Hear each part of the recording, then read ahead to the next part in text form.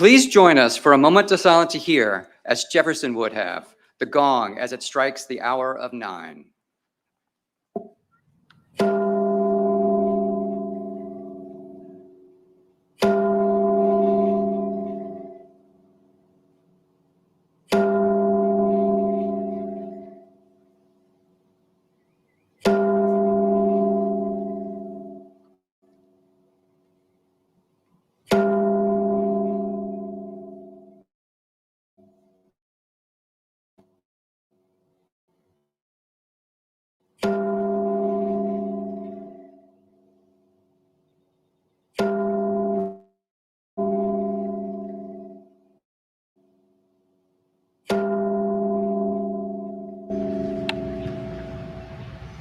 When in the course of human events, it becomes necessary for one people to dissolve the political bands which have connected them with another, and to assume among the powers of the earth the separate and equal station to which the laws of nature and of nature's God entitle them. A decent respect to the opinions of mankind requires that they should declare the causes which impel them to the separation.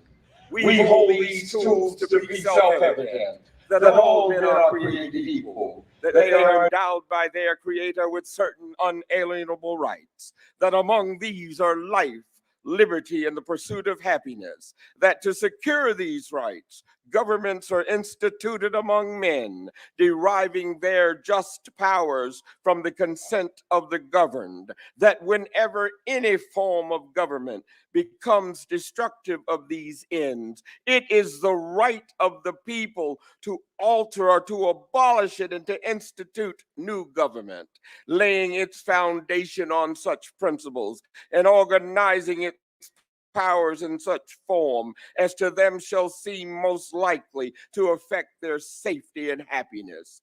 Prudence indeed will dictate that governments long established should not be changed for light and transient causes.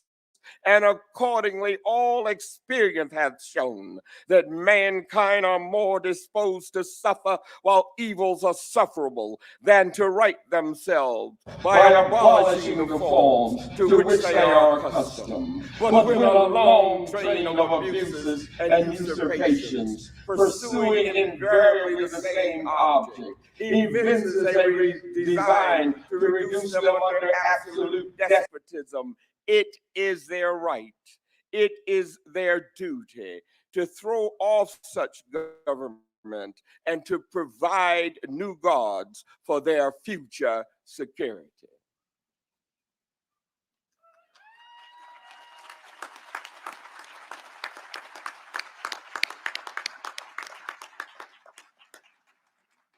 Ladies and gentlemen, please stand for the presentation of the colors by the Boy Scouts of America Troop 75, accompanied by the Old Line Fife and Drum Corps.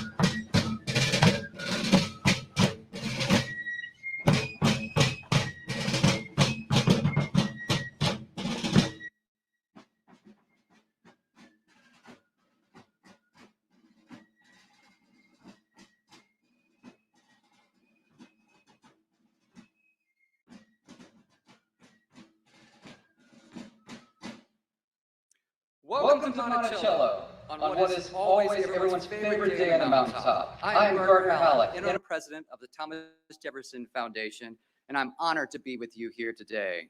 Thank you to Justice John Charles Thomas, honorary trustee of the Thomas Jefferson Foundation, who for decades has opened this ceremony with a powerful recitation of the Preamble of the Declaration of Independence. Yeah, let's give him another round of applause. I have to tell you, it is impossible to follow Justice Thomas on the podium, but I'm going to do my best. Thomas Jefferson was only 33 years old when he wrote those immortal words, now among the most famous in the English language. Those were radical words in 1776, not at all self-evident.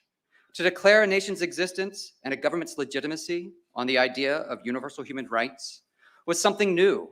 Never before had a nation been born of ideas, rather than by force or common ethnicity. The fundamental principles embedded in the Declaration, liberty, equality, and self-government, are still the basis of our nation's promise and its aspirations. Throughout our history, we've provided a rallying cry for freedom movements within our own country and around the world. Lincoln, FDR, Kennedy, Martin Luther King Jr., Reagan, all have cited Jefferson as they led us forward. And since 1776, more than 120 nations have quoted or paraphrased Jefferson's words in their own founding documents. But we're reminded that Jefferson's notions of liberty, while visionary for his time, did not extend to all people, not to enslaved African Americans, women, Native people, or men without property. This morning, we honor every individual who has struggled for freedom in this country, especially the hundreds of enslaved men, women, and children who lived and worked here on this soil and made Monticello possible.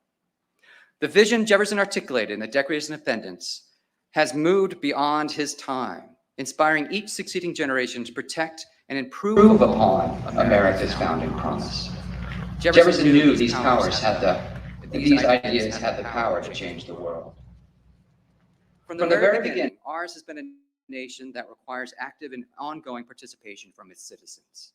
And in just a few moments, 56 individuals from 28 countries will take the oath of citizenship, beginning a new chapter in their American story. This is your day, and we are privileged to share it with you at Monticello. On behalf of the trustees and staff, and in cooperation with the U.S. District Court of the Western District of Virginia, I officially welcome everyone to the 61st Annual Monticello Independence Day celebration and naturalization ceremony. And a warm hello to everyone joining us online. And now it's my pleasure to introduce Tobias Dingle, the chair of the Thomas Jefferson Foundation Board of Trustees, to introduce our keynote speaker.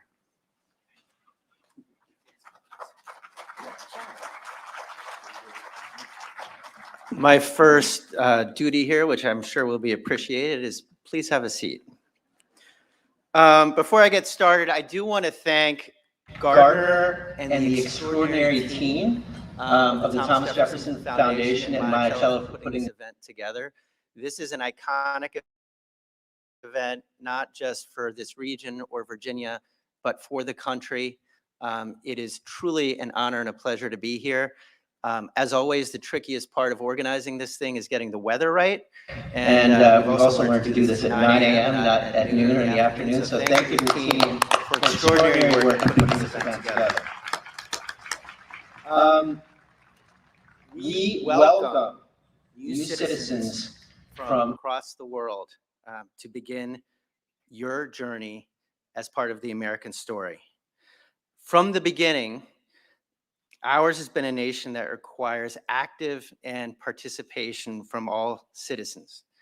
In just a few moments, you'll be taking the oath of American citizenship, beginning a new chapter in your journey of participation in our community and in our country. I personally welcome you as the son of immigrants, a first-generation American.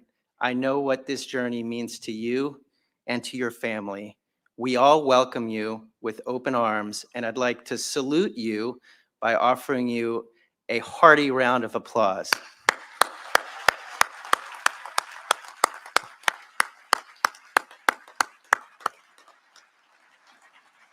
Thomas Jefferson believed that education is essential for an empowered, productive, and engaged citizenry.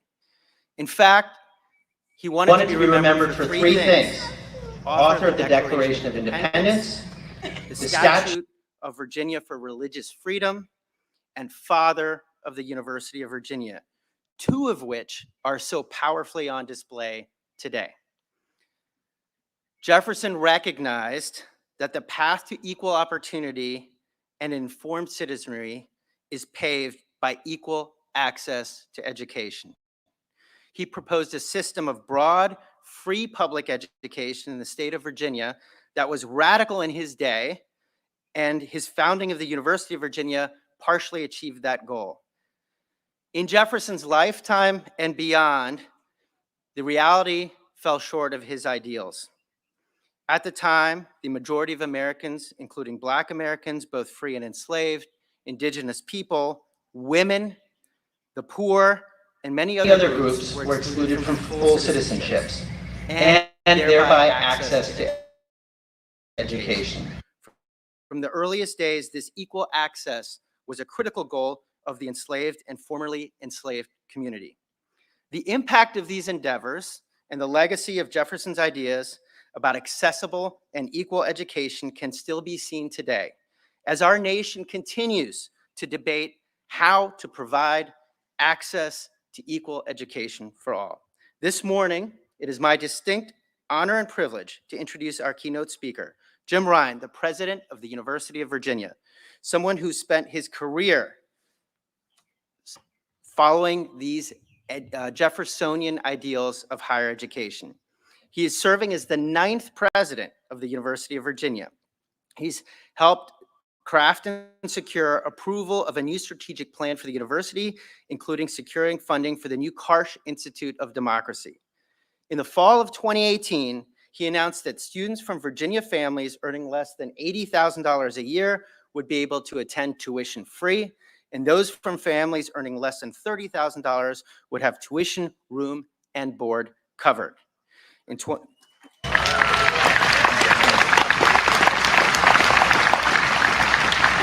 elected member of the American Academy of Arts and Science and leading experts on law and education, Ryan has written extensively about the ways in which law structures educational opportunity. Before coming to the university as president, Ryan served as the Charles William Eliot Professor and Dean of the Harvard Graduate School of Education. As a first-generation college student, Ryan received an AB in American Studies with distinction from Yale, graduating summa cum laude. He earned his JD from the University of Virginia, which he attended on a full scholarship and from which he graduated first in his class. After law school, Ryan clerked for William Rehnquist, the late Chief Justice of the United States, and spent 15 years serving on the University of Virginia faculty with great distinction. We are honored to have him here today as we unite in celebrating two of Jefferson's great achievements: the signing of the Declaration of Independence in Philadelphia 247 years ago today, and the legacy of educational access and excellence so thoroughly embodied by the University of Virginia. President Ryan.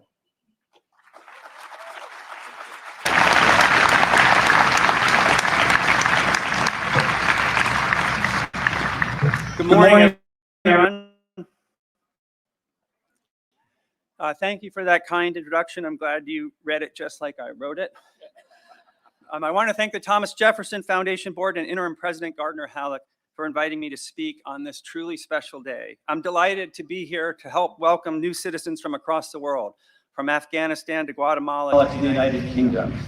Today's ceremony definitely weaves together time and place. What a perfect place to be on the 4th of July here at Monticello, home of Thomas Jefferson, author of the Declaration of Independence, the document that helped launch our nearly 250-year-old experiment in democracy and set forth principles that still inspire and guide us today. And what a perfect time to celebrate new citizens on the same day that we celebrate the dawn of this country, which has always relied on immigrants for its progress.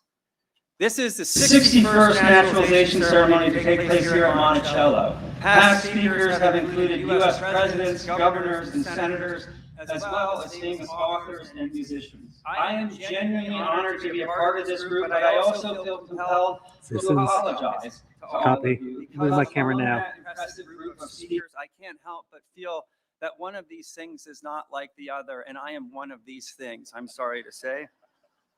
The least I can do is try to say something mildly interesting, and I know of no better way to do that than to talk about stories, which is the theme of my speech. Let me start with the story of Ann Doherty. Like you, she is an immigrant. Like you, she became a United States citizen. She grew up one of 12 children in County Donegal, Ireland, and came to the US when she was in her early 30s following her brother. She found work in New York City and there met and fell in love with an Irish bartender. They talked about getting married, but when she became pregnant, he confessed that he was already married and had 3 children. Distraught, she broke off the relationship and went to a home for unwed mothers in New Jersey, where she ultimately decided to place her child for adoption, thinking that he needed both a father and a mother and a better life than she could provide. She stayed with her new son for 9 days in the hospital until the adoption was finalized. She fed him all of his meals. She gave her son an Irish sweater she had knitted along with the medal of St. Christopher, the patron saint of travelers. She left the hospital brokenhearted. Luckily, she soon met the man who would become her husband. Together, they raised 4 children and went on to have a very happy life. Though she always wondered about her first son, literally praying every day that he too would eventually meet in heaven. She never imagined that they would meet sooner than that.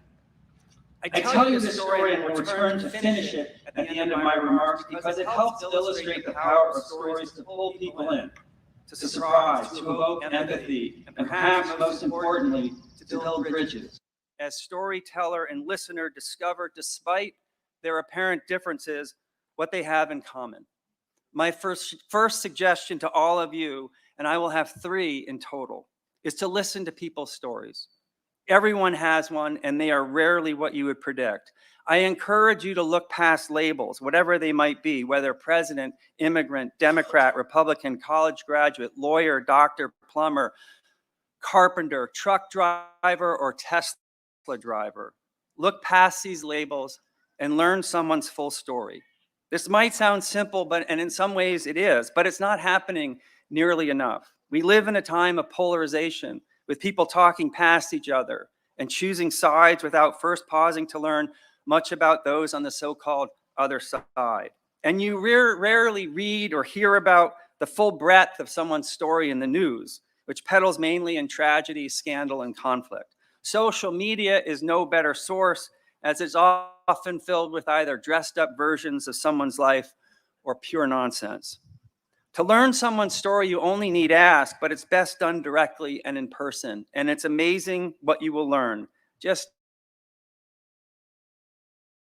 take all of you here who are about to become new citizens. Without asking, one would never learn about Stephen from South Korea, who struggled at first to get his footing, but soon fell in love with the American people and eventually came to the University of Virginia to pursue an academic career. Or Barry from Ireland, who was the first in his family to graduate from high school. Or Udo from West Virginia, for whom the US was a model of democracy and freedom, a place he longed to visit, and now the place he considers home. Or Runish from India, who came on a temporary work visa but decided to stay because the US offered greater opportunities. Or Noreen, whose mother brought her here from the Philippines because she believed deeply in the American dream. And now Noreen is pursuing her own American dream, preparing for a career in Homeland Security and emergency preparedness as a way to give back to her country. The simple point is that the basic human connections you make through stories are the building blocks not just of your lives, but of this country. Now, the story I told you at the beginning about Anne from County Donegal was not complete, and that relates to my second request. Continue to write your own story. You all have remarkable stories that led you to this point, but your stories are not yet complete. Indeed, you are about to write the next chapter. I'm filled with questions for you, starting with what's next. Will you continue your education? Will you start a new business or change careers? Will you build a family? Will you discover new friends who become like family? Whatever you choose, make it your story and your choice. And never forget that it remains possible in this country to write your own story as generations of new citizens have done before you. Indeed, you have some illustrious fellow authors, as immigrants and new citizens have enriched this country for well over 2 centuries. From Alexander Hamilton to Albert Einstein to Madeleine Albright to Sergey Brin, the co-founder of Google. They wrote their own stories and in so doing touched the lives of millions. Your fellow authors have also included acclaimed musicians, actors, authors, athletes, and architects like Irving Berlin, Gloria Estefan, Selma Hayek, Dikembe Mutombo, Isabel Allende, Dave Matthews, and Ina Fey. Now, it may be that none of you will play in the NBA or become a famous singer or actor. If it makes you feel better, I won't either. But those who are famous simply did what all of you can do. Combine talent and hard work to take advantage of the opportunities in front of you and write the story that you want to be your own. My final request is that you contribute to the unfolding story of this country, which is to say that I hope you will take seriously the responsibilities of new citizens and engage in the civic life of this country. The United States has a story unlike any other country, as it's a nation formed around a core set of principles rather than around a group with a common identity or ancestry. Like generations before you, today you will become an American citizen not because of your bloodlines, but because of your embrace of those principles. Like the principle that all are created equal and have the inalienable right to life, liberty, and the pursuit of happiness. And the principles that proclaim that we are a government of the people, for the people, and by the people. And that we, the people, are part of a quest to form, as the Constitution says, a more perfect union. That quest continues as America has never been and is not perfect. We as a country, for example, have not always welcomed immigrants with open arms. We the people have mistreated the native peoples of this land and have exploited enslaved laborers, including here at Monticello. We the people across the centuries have both delayed and denied justice for too many. There is not a single neat story that sums up this country any more than there is a single neat story that sums up anyone's life. Most of us as individuals are a shifting collection of accomplishments and disappointments, kindness and callousness, generosity and selfishness, strengths and weaknesses, ideals and pettiness. It shouldn't be surprising that our country has been as well. But as long as we, the people, remain committed to forming a more perfect union, as long as we remain committed to the principles of democracy and the rule of law, as long as we remain committed to each other and engaged in the life of this country, there is reason for great optimism. There is nothing that we the people have done in our worst moments that cannot be fixed by what we the people can do at our best. My request is that you help we the people of whom you are a part be our best. Vote, run for office, volunteer, lend a hand, stay informed. Learn from the stories of those who have sacrificed to provide the opportunities before us today. Help us hear and heed, as Abraham Lincoln said, the better angels of our nature. And all of that begins, as I mentioned earlier, by learning each other's stories, by getting past labels, by looking and listening for what you have in common rather than what you don't. Whether it's your devotion to your children, your parents, or your God, a love of sports or the beach or the mountains, a love of camping or an intense dislike of camping, a favorite movie or TV show. Find a connection, keep an open mind and an open heart, and be prepared to be surprised by what you learn. To close with an example,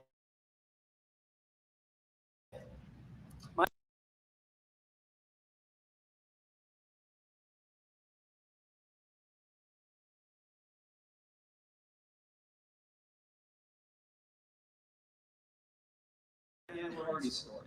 The story of the Irish immigrant I told you about at the beginning of this speech. The son she placed for adoption in the hope that he would have a better life is me.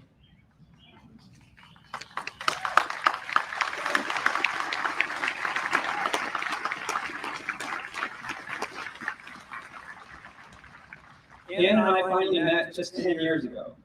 I searched for her to thank her for the sacrifice she made and to let her know that I was happy with my life. I told her that I was grateful to her and to the parents who raised me and worked hard to ensure that I would have opportunities that they never had. Ann welcomed me into her family and has been one of the most touching surprises in my life. And it has made me appreciate even more the courage, curiosity, hardships, and determination of those immigrants, like all of you, who seek to make a life in this country. As a biological child of an immigrant, I feel connected to these stories, which is to say, I feel connected to your stories. And I hope that in sharing mine, you see even more clearly that you can never guess someone's story just by looking at their labels. So please, look past those labels. Keep writing your own stories and do what you can to contribute to the never-ending story of this great country. Thank you for listening. Congratulations to all of our new citizens and their families, and happy 4th of July to all of you.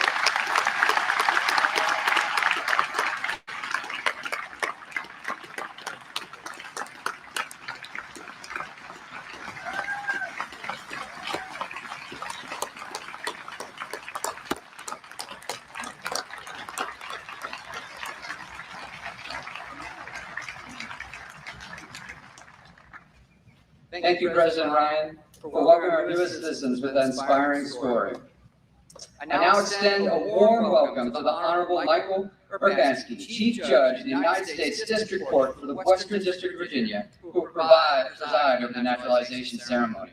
Since 1963, Monticello has been able to host the ceremony because of the generosity of the Chief Judge of the Western District of Virginia and his associates, who traveled to be with us on this holiday.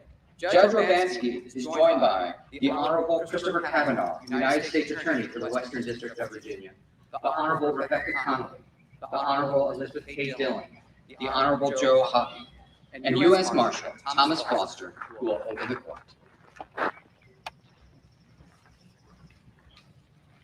Good morning. All rise. United States Chief Judge Michael F. Urbanski, presiding judge of the United States District Court. Oyez, oyez, oyez. The United States District Court for the Western District of Virginia is now in session and open for the transaction of business. God save the United States and this honorable court. Please be seated and come to order. Good morning. On behalf of the judges of the United States District Court for the Western District of Virginia, I welcome you to this naturalization court proceeding at Monticello.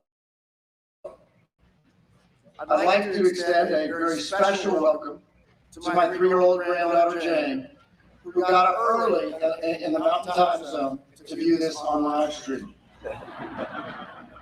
Hi, Jamie. It is fitting that these new citizens will be asked to take the oath of citizenship here at Thomas Jefferson's home.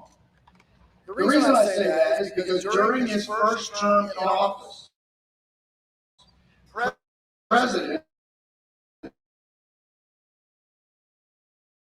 Thomas Jefferson first annual message to Congress, now referred to as the State of the Union Address. How's that? A few months later, on April 14, 1802, Congress passed the first naturalization law, providing that persons qualified to become new citizens take an oath of citizenship before offenses assembled before me are about to take is the same oath contained in the Naturalization Act of 1802, which has been sworn to by generations of new citizens since that time. So 221 years ago, Thomas Jefferson signed into law the statute authorizing what we're about to do together. And it's appropriate that we do that here. I'd like to ask the United States Attorney for the Western District of Virginia and my friend Chris Kavanaugh to introduce the petitioners and to make an appropriate motion.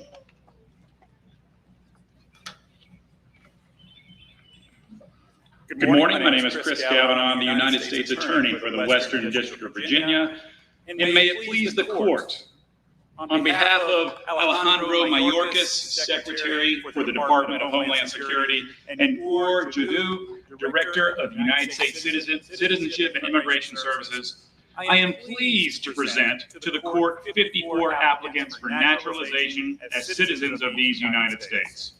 Your Honor, each of these applicants has been found eligible and qualified to become a citizen pursuant to the laws of the United States, and I am therefore pleased and privileged to move this honorable court to administer the oath of allegiance and renunciation and deliver to them their certificate of naturalization. And may I please now ask the petitioners to stand to receive the oath. Your Honor.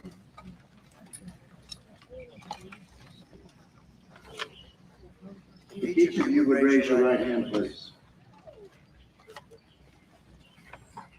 Before I do this, I want everyone of the other citizens who are here to pay attention to these words because they're meaningful, not only for the new citizens, but for each of us.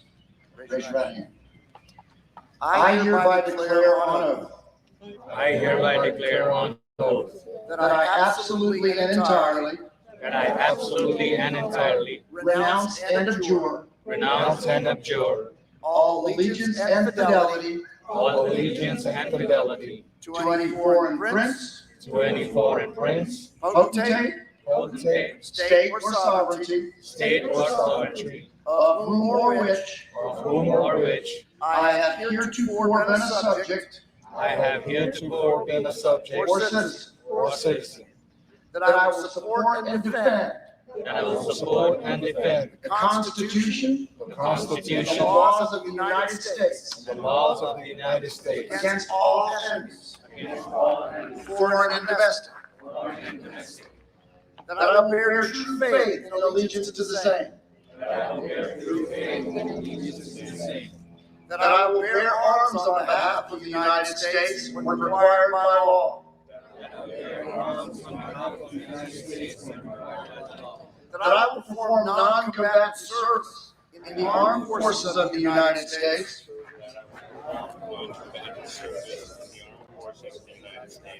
when required by law. And that I will perform work of national importance under civilian direction when required by law. And that I take this obligation freely without any mental reservation or purpose of evasion. So help me God. Congratulations. Let's give a round of applause for our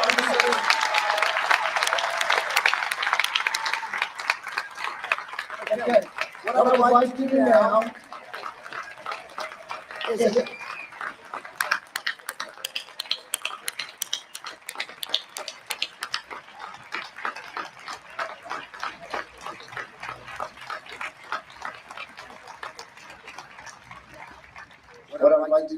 is to call upon my new friends, Chris Kavanaugh's daughters, Zoe and Quinn, to come up and if everyone would rise to lead us in the Pledge of Allegiance.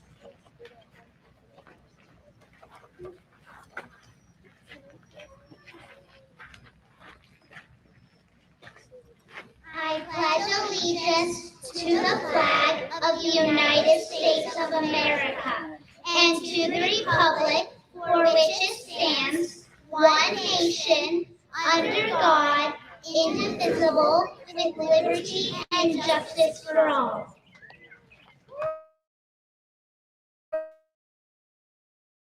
Good job, girls.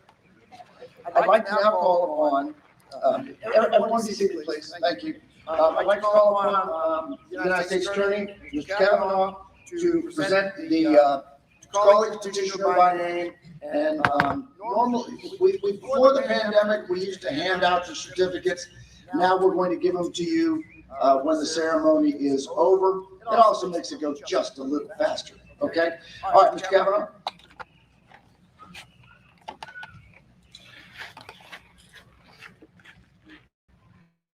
Good morning. With each petitioner name being called, as the citizen's name is called, I'd ask that you stand in your seats.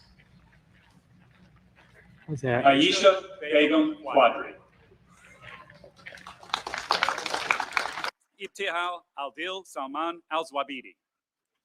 Cesar Vidal Montirosa. Moses Akasuru Avogo. Reham Al-Jamili. Lillian Gabriela Serna Cartez. Farah Nosh Hamidi. Robert Michael Hitchens. Hasiba Halimi.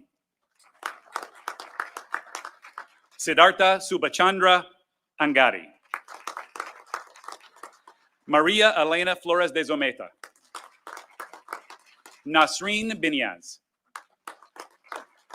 Mashid Goljamali. Claudia Lorena Stewart. Ane So. Cynthia Michelle Ordonez Padilla. Jungchio Xie. Karen Garcia Salazar. Zia Zamiri. Amin Danish. Florence Danish. Maria del Carmen Zetina Moran. Sharniso Najmedinova Scott. Dolapo Anu Adigbite. Graham Richmond Mack. Lal Bahadur Tamang.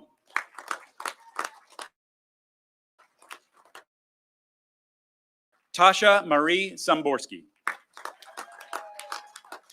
Erica Maria Helsing Ridergard.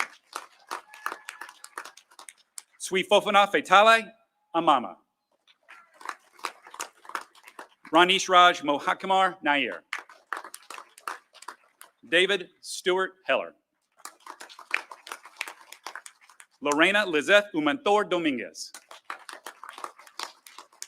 Rabia Surosh. Kosar Rashidi. Rowena Javier Recto. Elizabeth Mary Addison. Barry Gerard Condron. Fiorella Lorena Olea.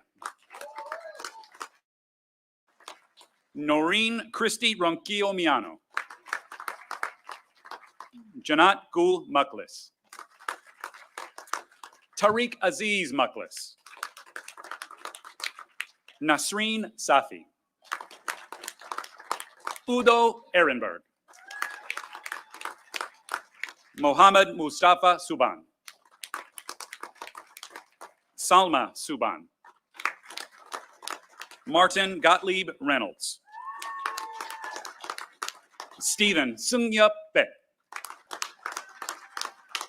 Tamara Petkovich Zelkovich. Kathy Chunying Wong. Grishma Udit Chavda. Jose Andres Benavides. Saeed Ismail Ibrahimi. And Joseph Sungyup Na. Congratulations.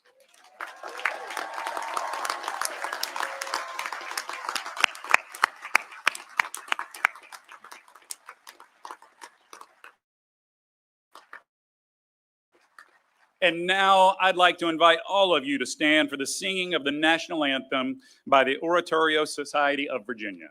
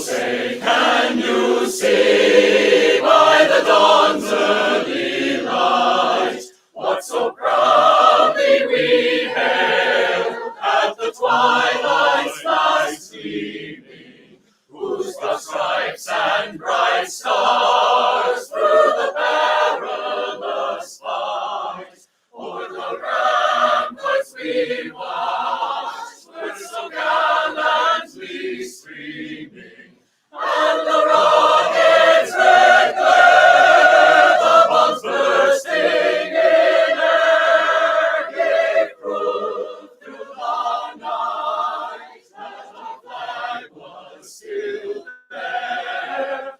Oh, say does that star-spangled banner yet wave o'er the land of the free and the home of the brave?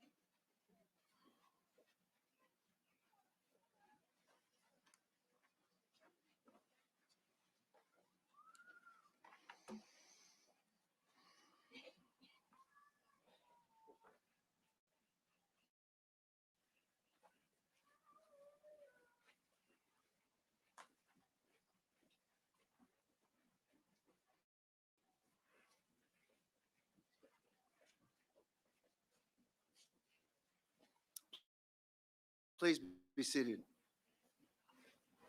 Thank you so much to the Oratorio Society of Virginia for that amazing rendition of the national anthem. My fellow citizens, how does that sound? Pretty good? Colin Connolly and Magistrate Judge Joel Hoppe are very proud of you this morning, along with Chris Kavanaugh and U.S. Marshal Tom Foster.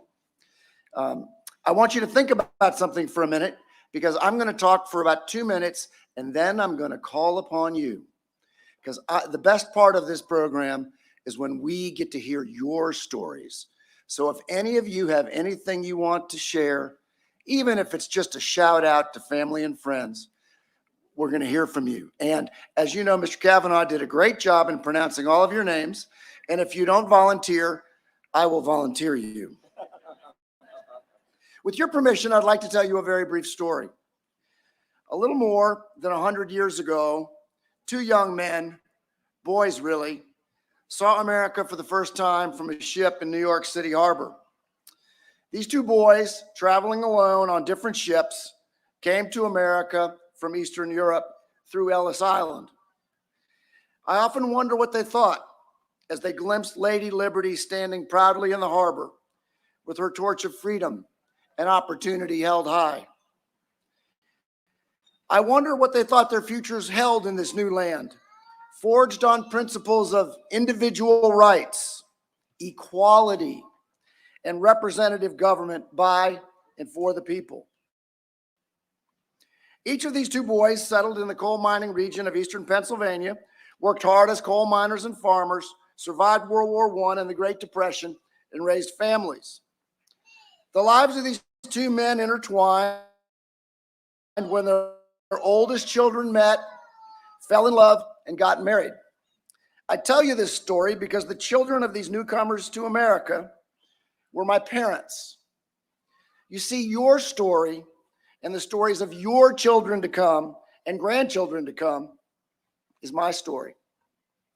As a nation of immigrants, it is indeed the story of all of us. Today, you join a new family, our American family, a family built on principles of hard work, individual freedom, tolerance, and personal responsibility. But I challenge you today to remember that you're not just responsible for yourselves. You now, as new citizens, are responsible to ensure that the ideals set forth in the Declaration of Independence, the Constitution, and the pledge which you just took for the first time as new citizens, with not just taking care of yourselves and your families, but getting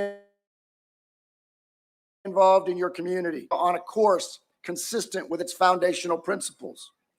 America remains truly a beacon on a hill, a beacon of freedom, hope, and prosperity. And you now have an important role as citizens in making sure the light of that beacon continues to burn bright. Take an active role in your community, schools, and government, and understand that along with the privilege of citizenship comes the responsibility to protect, preserve, and defend the principles on which our nation is based.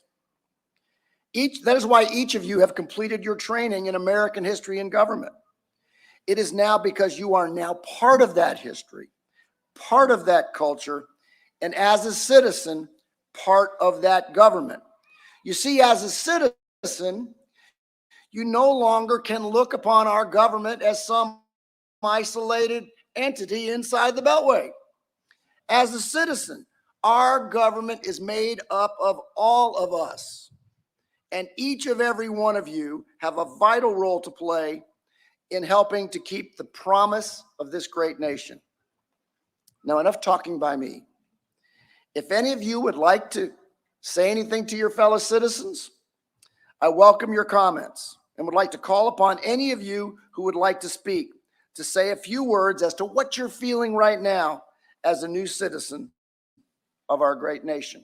Do we have a microphone?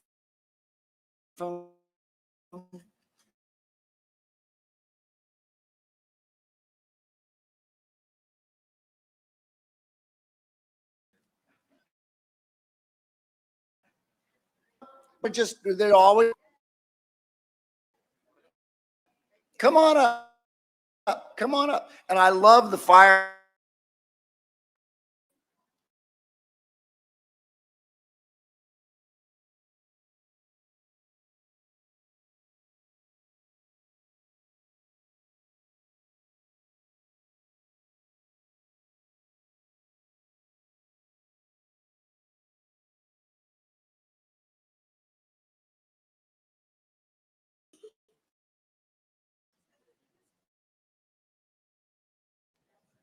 And first of all, I want to thank my family. My family, please stand up. I can't see you. All of you. Okay. Yeah. So my parents, thank you. Thank you for giving me the opportunity to be here today. My sister, thank you for being my best friend. Oh my God. And my family in the Philippines who are probably watching right now, thank you. I love you so much. So when I left the Philippines 5 years ago, I had no clue what to do with my life. The first few years, especially, were very the country and the whole world. So I wanted to do something about it. So I went back to school. I'm now taking my master's in Homeland Security and Emergency Preparedness at the Virginia Commonwealth University. And I am also working for the Virginia Department of Health as the Rapid and Health Medical Reserve Corps coordinator. My boss is actually here in the crowd right now. Yeah, she came here with her family. So Kathy, thank you for your guidance and for your contributions to public health. Thank you. And it took me a while to figure out what to do, but as perfectly said in the Broadway show Hamilton, immigrants, we get the job done. Oh, and one more thing, I am not throwing away my shot. I love that. Thank you.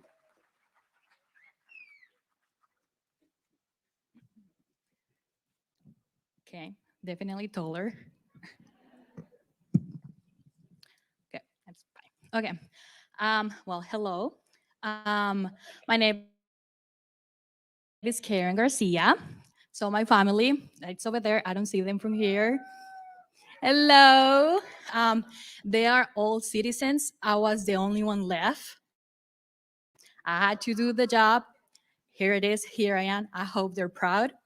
I want to say that when I came here, which it was 6 years ago, I did not know English whatsoever.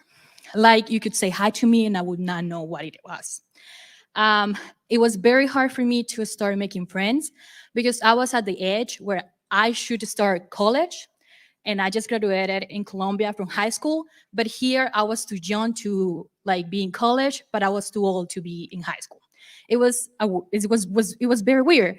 And so I had all of my friends making their lives and going to college in my home country, which is Colombia.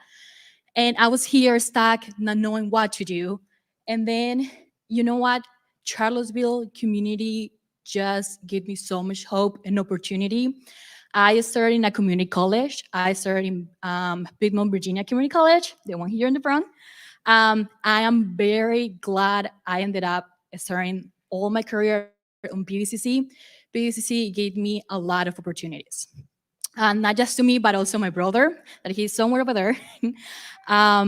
After I did community college, I only got one friend. She was from Russia. I think she's here somewhere. And she only knew Russian, and I only knew Spanish, and that's how we learned English. Like there was no other way we could talk. And we will like be best friends with our phones, and I would say something on a Google Translator, and I will be like, "Does that make sense to you?" And it would be like that for hours. That's how I learned it. After PUCC, I decided to join the University of Virginia. President Ryan, I don't know if you remember me, but I saw him earlier. My brother got a scholarship from PUCC. He graduated from UVA as well. And there was like a whole party kind of thing where we talked to him, but I don't know if he remembers me. I hope he does. For the hat? He does, the hat. Okay, I want to say that I'm also so thankful to have UVA. UVA opened so many doors for me. Like, it's not just UVA, but it was Charlottesville. It was the town. When I started UVA, that's when I decided that being a volunteer in the fire department would open even more doors. I wanted to talk to more people. I wanted to meet more people, but I also wanted to feel that I was home. When you're older and you decide to and it started pretty much a new life, it's so hard because you don't really like, you're just lost, but you lost that feeling of being home, and it's very hard to get it back. And when I started in the fire department, that's when I started feeling that I was here, when I was home. I was not moving anywhere. And now that United States make me a citizen, now I know they say, welcome, Karen, you're home, you're going nowhere else. And I'm very thankful. Thank you.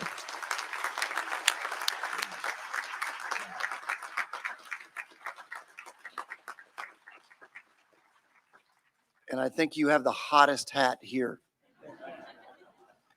Good morning. Good morning, everyone. My name is Ranish Raj Nair. I go by Ranish.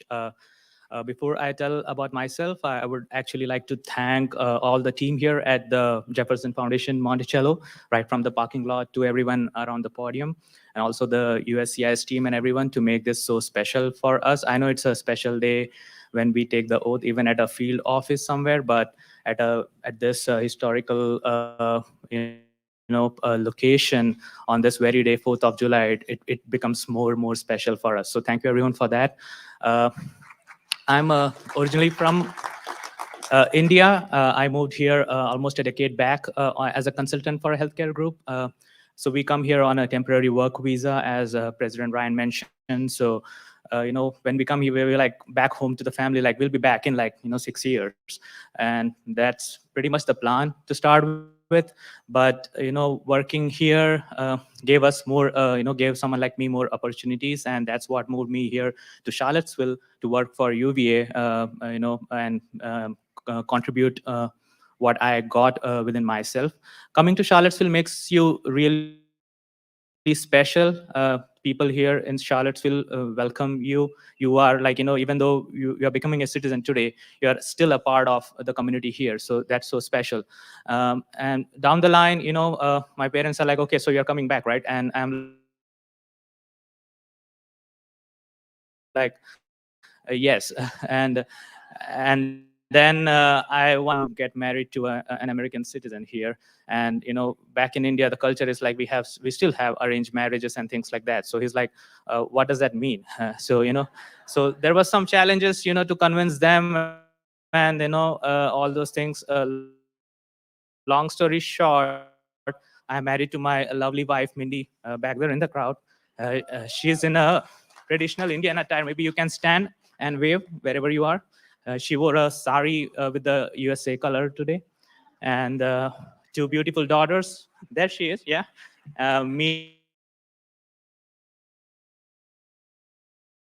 Mira and Ria. My in-laws, they drove 10 hours from Indiana for this pretty event to see me. Thank you, Mom and Dad. And last but not the least, my parents right from India, they came in a 24-hour flight just to see this, and I'm pretty sure they are proud of me. And thank you, everyone. And from today onwards, we get this additional rights, roles, and responsibilities. So I'm looking forward to that and contribute to this country. Thank you, everyone. Thank you.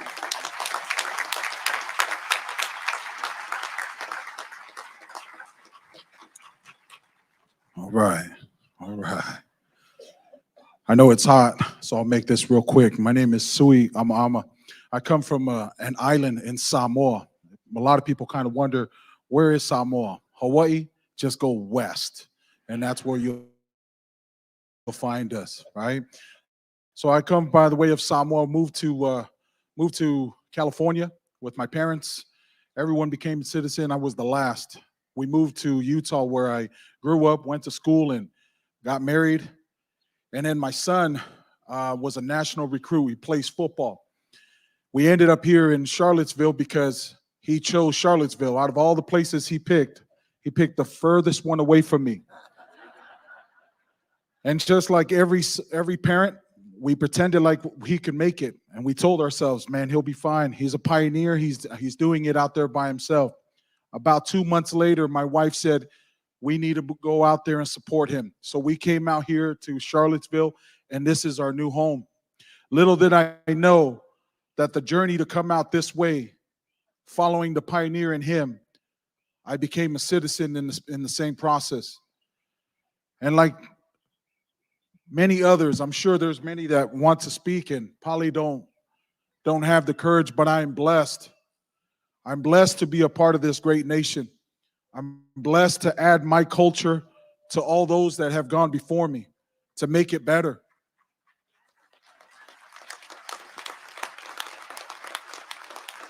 Most importantly, I'm grateful to not only my family, my wife, and my 3 sons, but I'm most importantly grateful to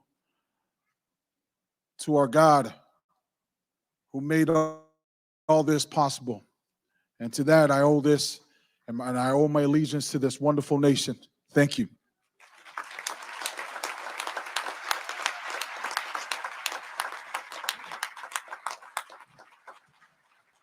Hi, I'm Barry. I'm from Ireland. I want to really thank my family and friends sitting back there. Stand up. They got me here. But mostly what I want to do here is acknowledge these brave people here. Some of these people went through hard things to get here, and they are courageous people, and I acknowledge you for that. And we bring a gift.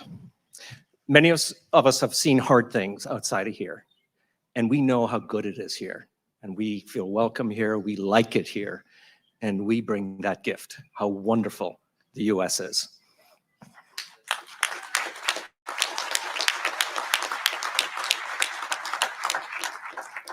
Hello, good morning, everyone. I wish I have my family to say, hey, wait for me, but unfortunately my family is not here. They are in Afghanistan. I'm from Afghanistan. But I have wonderful and lovely friends. I want to just mention their names. Olivia Richardson, she's not here, I think, today, but Macri Kodorovets, if she's here. Hi, Mackie, how are you? See, today I'm here. That is my day. Thank you that you're here for me. And also Lisa, Tiffany, and other friends that they are here. Thank you so much. And also thank you for everyone. You're here for us today. I want to say thank you so much for everyone.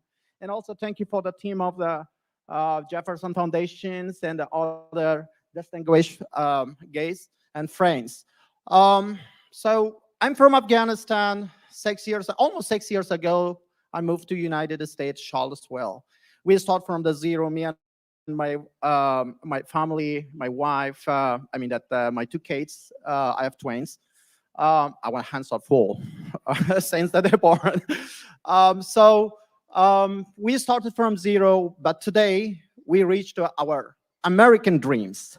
I know that this journey that takes time to reach today, but I believe this American dream is not finished here. We have that, a bright future with our kids, with other friends that support us. And I'm so happy to say that I'm part of this people, American people. Thank you so much for everyone. Thank you.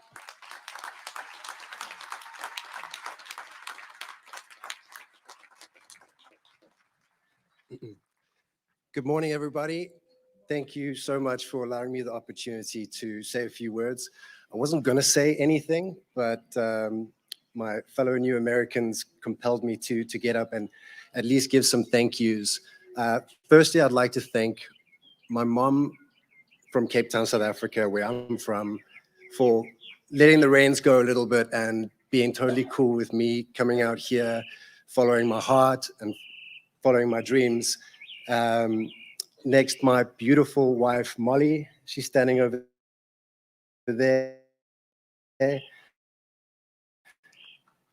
10 years ago, I walked into one of Cape Town's busiest cities. And I walked in, it was a Tuesday night. I was there with some of my friends for a birthday. And I saw this beautiful, tall, blonde woman. And I turned to my friend and I said, I can't leave here without speaking to her. I spoke to her. Molly, thank you so much for everything that you have done for me, all of your support, all of your love. We have a beautiful child. Her parents, Kathy and Bob, have taken me in and made me one of the family, Charlottesville included. As some of my new friends have said, it is an incredibly inclusive and welcoming community. I am honored and privileged to be able to call myself an American citizen, to bring my own flavor into this beautiful experiment, and to continue to strive for the ideals of the American dream. I believe that it is alive and well, and thank you so much.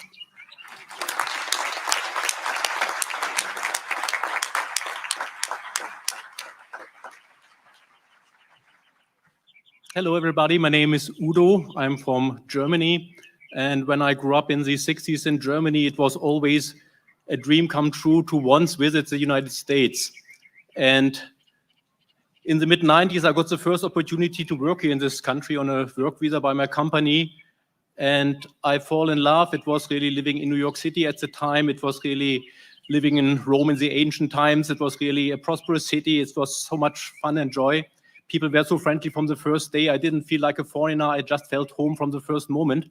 I met my wife during this state, and she was willing to give it a try. We did a career tour and lived for 16 years in Europe, where also our two daughters were born.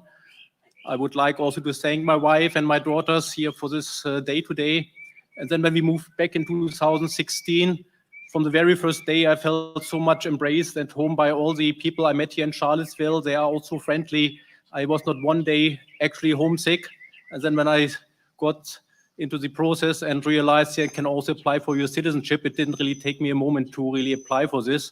And now I'm here, US citizens.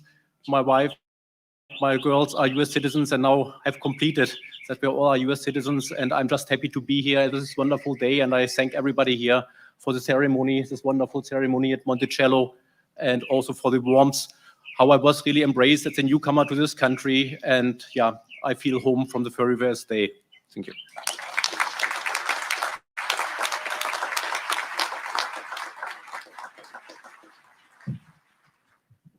Good morning.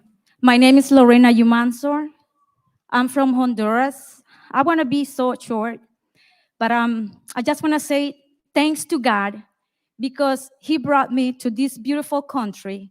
I came to this country more than 33 years ago, and then I end up putting my clothes in a trash bag in a little car, like shopping cart, and then finally, I get great country. And I want to thank my family here, my daughter, Jennifer Tejada, my first daughter, Leilani Aragon, Dylan Aragon, and my husband, Luis Aragon, who is here today. And may God bless America. And congratulations to everyone. You can do it. Yes, you can do it. I'm so proud to be here, so emotional. This morning, I was crying because I was so happy and I couldn't believe I got to this point of my life. And I am so grateful to this great country. Thank you.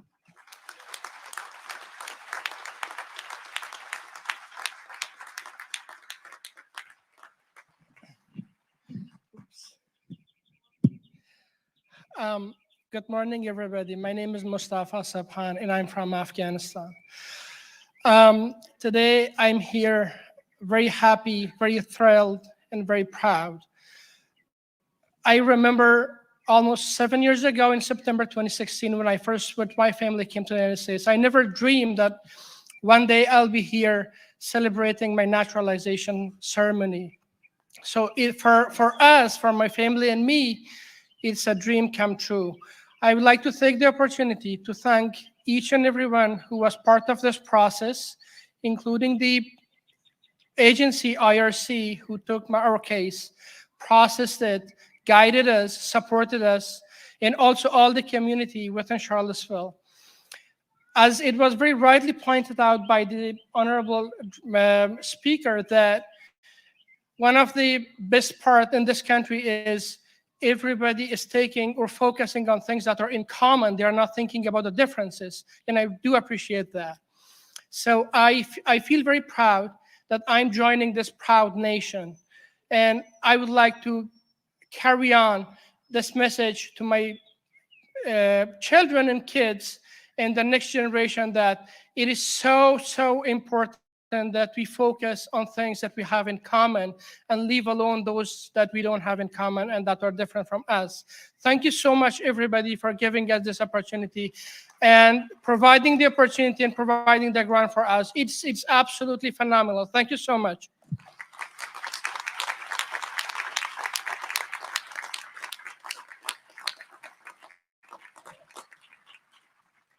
Anyone else?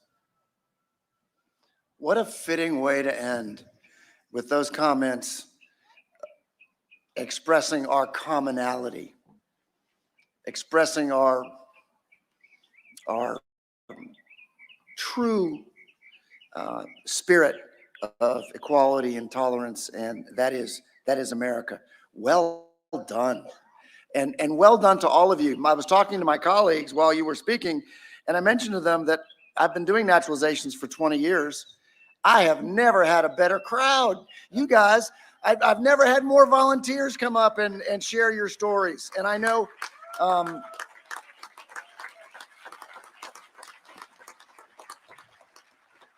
it really is remarkable. What a remarkable group.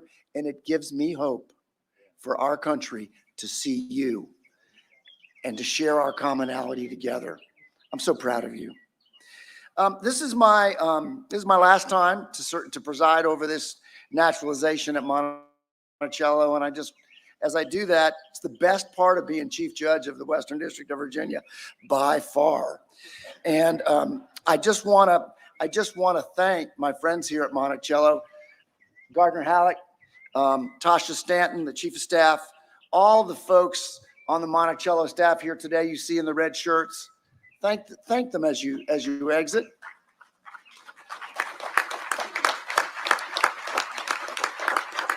And there's a number of other folks, public servants here today who are working. We've got folks from the Immigration and Citizenship Bureau here. We've got folks from the Clerk's Office from the Western District of Virginia. We've got folks from the Marshal Service from the Western District of Virginia. We've got other law enforcement folks from Albemarle County and elsewhere. As you leave and you see these public servants who are working, thank them. They're working today, and thank them for their service.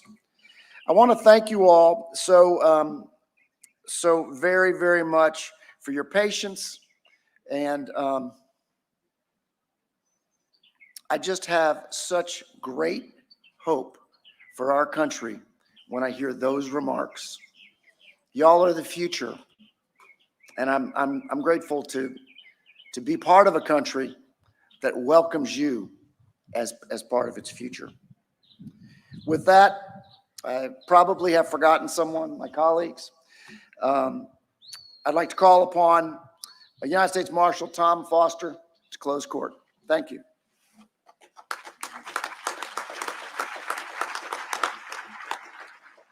The good news is this part, it goes very quickly. All rise. By the direction of His Honor, the United States District Court stands adjourned for the day. Congratulations to you all.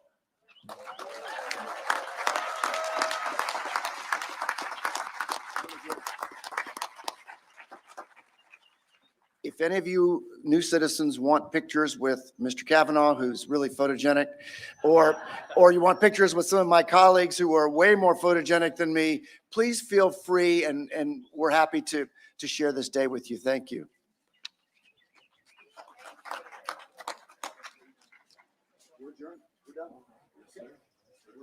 Thank you. Go ahead. Please be seated. Thank you to the court, and thank you to Judge Urbanski for the many years of helping with the ceremony. He's been an incredible partner. And thank you to our nation's newest citizens. Your stories are always the best part of the best day at Monticello. It's incredible. And on behalf of the foundation, I once again congratulate our new citizens and their families on this monumental accomplishment. Well done. In 2026, our nation will celebrate its 250th anniversary. Many tensions that shape the American origin story, patriotism and partisanship, tradition and progress, freedom and equality, persist to this day. As we approach the anniversary of the American independence, we ask ourselves, what kind of country do we want to celebrate in 2026? What lessons have we learned? How do we bridge political divides to talk about the values that unite us? Monticello is an ideal place to explore these questions. We invite you to join us as we focus on advancing Jefferson's ideals of progress,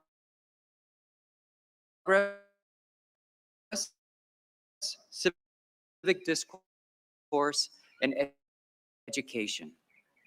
We are engaged with partners in the community who share these commitments. West Lawn. On this holiday, we share our sense of ownership and pride in Monticello. You have helped us bring forgotten stories and lost structures back to the mountaintop. You'd work together to deliver on the promise of the Declaration of Independence. As we close, I want to thank a few people and organizations for adding to this ceremony. President James Ryan and the team at the University of Virginia, Judge Urbanski and the Court Party, Steve Lehman of the Charlottesville Band, the Oratorio Society of Virginia, the Old Line Fife and Drum Corps, Boy Scouts of America, Troop 75, the Charlottesville Opera, our American Sign Language interpreter, Diana Case Foster, the Daughters of American Revolution, and of course, thank you to our sponsors for their generous support, the Scripps Independence Day Endowment, Sally and Joe Gladden, the Brent and Lindsay Halsey family, Mickey Tavern, Richard D. and Carolyn W. Jakes Foundation, Charlottesville Albemarle Convention and Visitors Bureau, and the Albemarle County Office of Equity and Inclusion. In the spirit of independence, we encourage all citizens, new and old, to exercise the right to vote. The Albemarle County Registrars and League of Women Voters can help you take the first step at the registration table located in the partner tent at the back of the West Lawn. Today's ceremony will conclude with performances by the Oratorio Society, the Old Line Fife and Drum Corps, and the Charlottesville Band under the leadership of Stephen Lehman. We hope you'll stay and enjoy the complimentary root beer floats provided by the Scoop ice cream truck to your left. The root beer is incredible. Just to the side of the West Lawn. There are also wine tastings from Jefferson Vineyards and children's activities available behind you. If you need further assistance, staff are wearing red shirts with the Monticello logo. They are happy to help. And finally, I want to acknowledge the over 300 Monticello staff and volunteers who never have a holiday on July 4th so they can celebrate the great birthday of our republic. Let's show them our gratitude.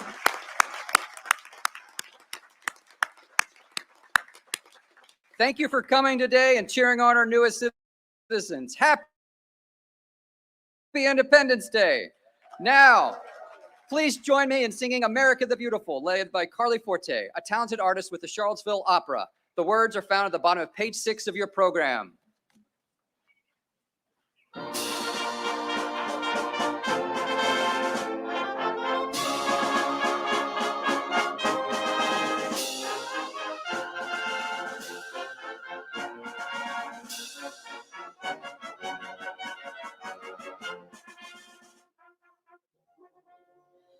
Oh, beautiful for spacious skies, for amber waves of grain, for purple mountain majesties above the fruited plain.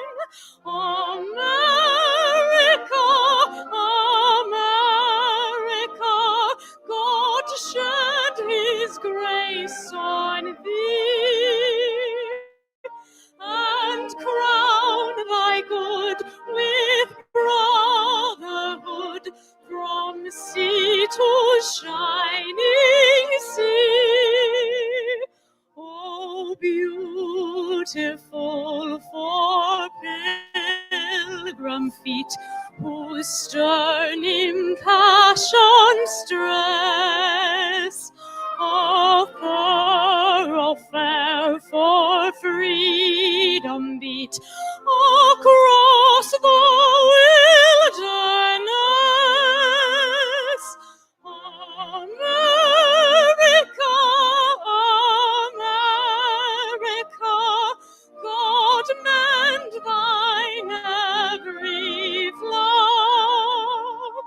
Confirm thy soul in self-control, thy liberty in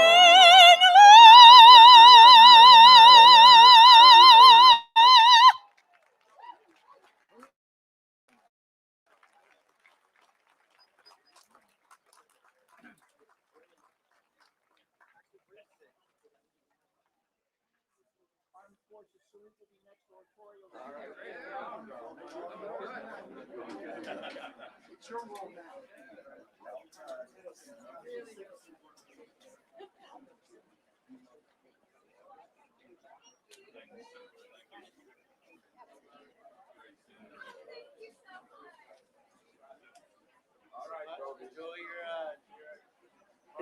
Yeah, man. All right, sir. See, sir.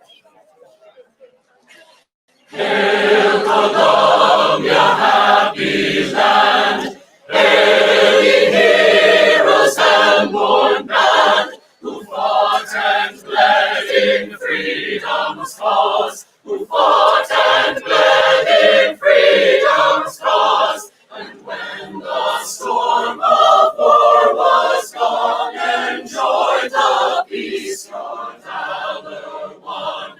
Let independence be our boast, ever mindful what it costs, ever grateful for the prize. Let its altar reach the skies.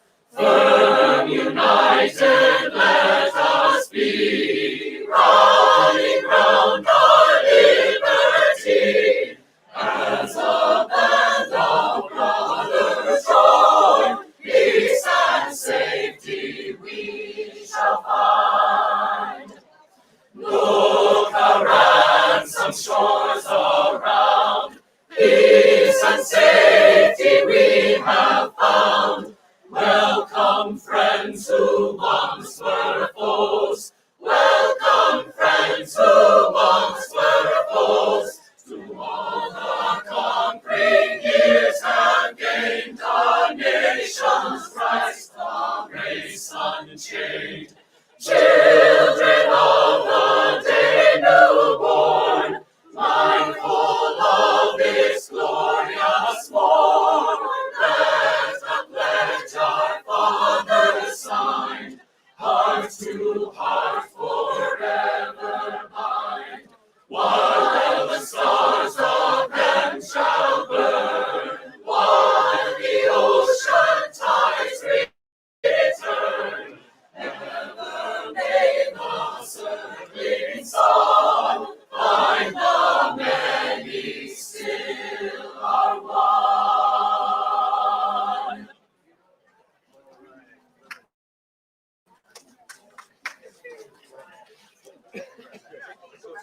Thank you so much, everybody. And I will see you soon. Go drink some water.